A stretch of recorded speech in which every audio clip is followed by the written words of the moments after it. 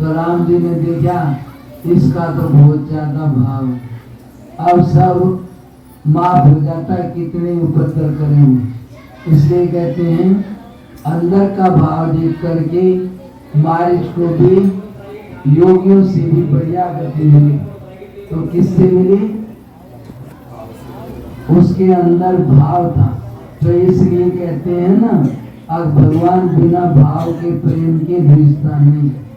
भाव प्रेम हो तो कितने दोष करे हो सबकी छुट्टी, और भाव प्रेम नहीं हो तो कितना ही भजन करा हो उसकी भी छुट्टी। इसलिए कहते हैं कि ये बहुत जरूरी बढ़िया चीज है कि भाव, कहीं भी जाओ भाव को सभी देखते हैं, पशु पक्षी कुत्ते।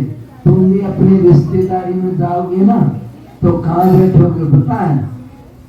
रिश्तेदारी के काम तो सब कर दोगे, पर जहाँ भाव होगा वहां जाकर बैठो। इसलिए भाव सभी को अच्छा लगता है, बच्चे हों बड़े हों, जहाँ भाव होता है वहीं पहुँचते हैं।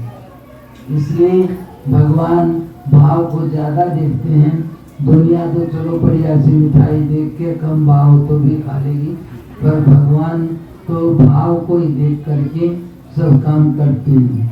इसलिए बढ़िया भाव से भजन करें, पाठ प्रार्थना करें, तो बहुत ज्यादा की जरूरत नहीं है, थोड़ा ही बहुत है। कुछ भी ना करें, केवल भाव उसमें रखे, इतने में ही कल्याण हो जाएगा। बाकी कितना भी भजन करे लेकिन भाव उसमें नहीं है तो कल्याण नहीं होगा। इसलिए भगवान शंकर बोलते हैं आगे ऊपर उसको रखो, बाकी संसार के सब काम करते रहो। यानी कि भाव भगवान में, बाकी संसार का सब व्यवहार करो। व्यवहार तो करना ही है, सब करना ही पड़ना, लेकिन अंदर का भाव यदि भगवान में है तो कहीं भी जाओ कल्याण ही होगा, मंगल ही होगा। इसलिए भाव की बहुत, कोई भी शब्द है उसका अर्थ है और आखिर में भाव है, भाव से ही गति होती है। इसलिए भाव बढ़िया है, पूरी दुनिया में कहीं चले जाओ। भाव कपट का है तो अपनी गली हो चाहे अपना घर हो, भय आएगा।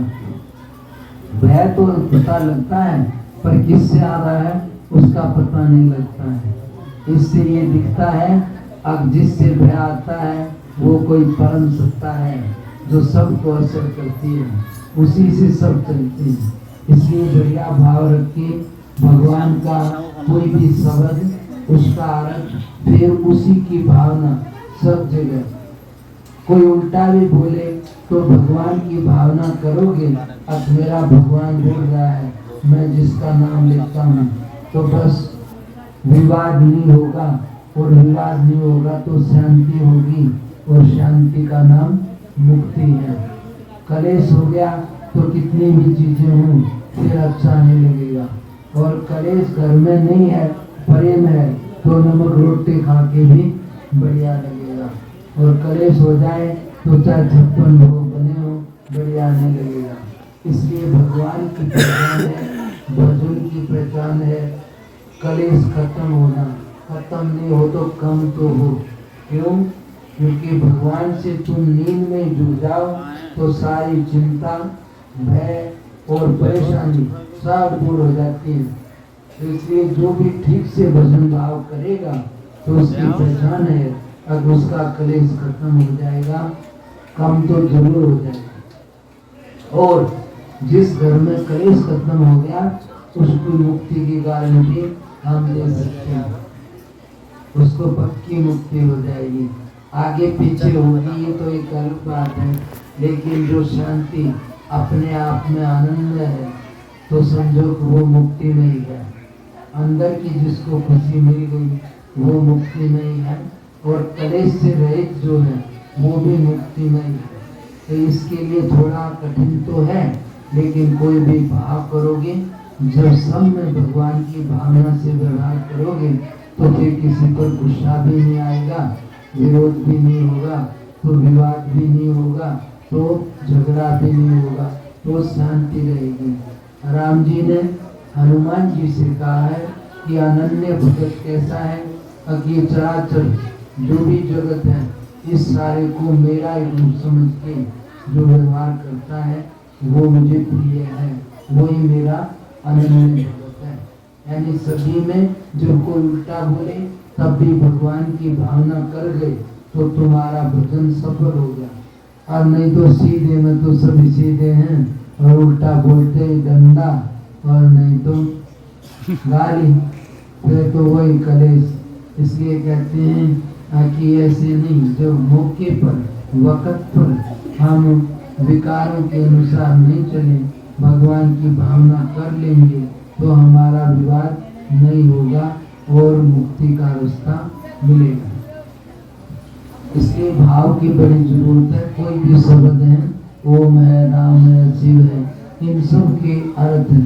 तो जब भी कोई भी जपे तो इनका अर्थ मन में रखे। और ज्यादातर का व्यापक है कि जहाँ भी मन जाए इसी का भाव करे। जो भी तुम जपते हो, कि राम है तो राम है, ओम है तो ओम, बस मेरा शिव, जो भी सब जगह उसी की भावना करो तो ना कोई अच्छा ना कोई बुरा। उसी की भावना करोगे तो धीरे धीरे दूसरे राग द्वेष के सभी विकार शांत हो जाएंगे और आप भगवान की जैसी शांति को अनुभव करोगे। अपने आप में अच्छा लग जाएगा। अपने आप में अच्छा लगना ही आत्मा की खुशी है और कोई लड्डू पेड़े नहीं बरसने हैं। बाकी चीजें तो बाजार में कहीं भी मिल जाएंगी, लेकिन बिना किसी बाहर के सहारे अपने आप में जागते जागते अच्छा लगने लग गया तो समझो आपको आत्मा का रास्ता खुल गया, अपने आप में खुशी आ गई। तो अब क्यों नहीं, तो इसी के लिए जगह जगह घूमना पड़ता है, पराधीनता करनी पड़ती है। लेकिन जिसको अपने आप में स्वयं में अच्छा लग गया तो वो स्वाधीन हो गया, और जो पर दूसरे के सहारे जाके अच्छा लगे तो उसमें पराधीनता है। बाकी और ज्यादा बड़ी बात नहीं है। भगवान स्वतंत्र है, सबका है, सबके अंदर है। जो भी भाव से भजता है उसके लिए वो भी उतना ही भाव करता है जितना भजने वाला करता है। यदि वो यत्न नहीं करे तो हम कभी नहीं पहुंच सकते। वो तैयार है, हमारी तैयारी कम है, इसलिए दूरी है। ज्यादा कुछ भी नहीं करना, इतना ही भाव हो कि बस मुझे एक अविनाशी परम तत्व चाहिए, इतने मात्र से ही उसकी अनुभूति और प्राप्ति हो जाएगी। लेकिन अनंत जन्मों की वासनाएं पड़ी हैं, हटती नहीं है।